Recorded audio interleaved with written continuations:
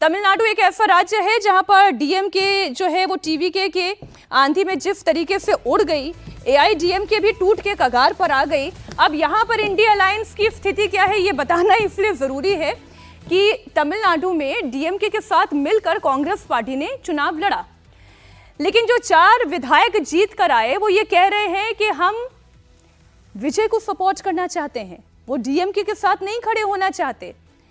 अब डूबती हुई नैया में कौन सवार होना चाहता है, ये बात भी ठीक है। और उसके बाद पोस्ट पोल अलायंस भी तो होते ही हैं और पोस्ट पोल अलायंस होने की संभावना यहाँ पर दिखाई दे रही है। लेकिन तमिलनाडु में किसका वोट शेयर किस स्थिति में है ये आपको बता देते हैं। पहले इंडिया अलायंस की बात इसलिए कर लें क्योंकि यहाँ पर इंडिया अलायंस थोड़ा मजबूत दिखाई देता है।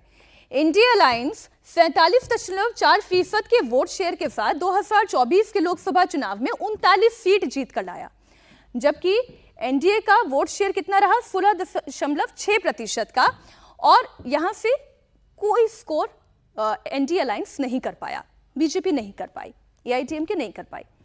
अब 2025 का विधानसभा चुनाव की अगर हम बात करें, इसे शायद 2026 का होना चाहिए था। जरा यहां इसकी भी स्थिति आप देख लें तो 25.18% वोट शेयर के साथ 235 सीटें। अब इसमें वोट शेयर में आप बदलाव देखिए, 8.58% का वोट शेयर में बदलाव यहां पर दिखाई दे रहा है।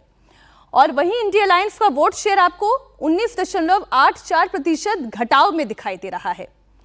अब टीवी के क्योंकि एक आंधी की तरह आई, एक सुनामी की तरह आई, जिसकी लहर में स्टालिन जैसे नेता भी अपनी सीट गंवा बैठे, वो एनालाइज नहीं कर पाए, तो टीवीके ने चूंकि 2024 में चुनाव लड़ा नहीं, अब विधानसभा चुनाव का उनका रेशियो देखें कि वो कितनी तेजी से बढ़ा कि 108 सीट जीतकर वो यहां पर दिखाई दे रही है। तो 34.92% वोट शेयर यहां पर बढ़ता हुआ दिखाई दे रहा है। तो इसका एक अंदाजा तो आप तमिलनाडु का इस लिहाज से लगा सकते हैं कि ये जो तमिलनाडु की लड़ाई है, यहां पर कांग्रेस पार्टी की अगर हम बात करें तो वो इतनी मजबूत नहीं है, और इसलिए वो टीवीके के साथ खड़े होकर सरकार बनाकर अपने लिए वोट जुटाना चाहती है कि आने वाले समय में वो इसका फायदा उठा सके। अगर आज चुनाव होते हैं तो फिर क्या होगा वो जरा आपको समझा दें।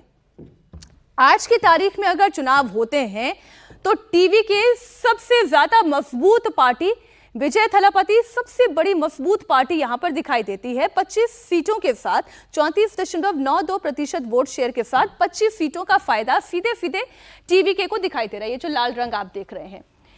वहीं अगर अलायंस की बात करें, इंडिया अलायंस की, तो 27.56% वोट शेयर के साथ 8 सीट जीतने वाली पार्टी 31 सीटों के नुकसान में दिखाई देती है।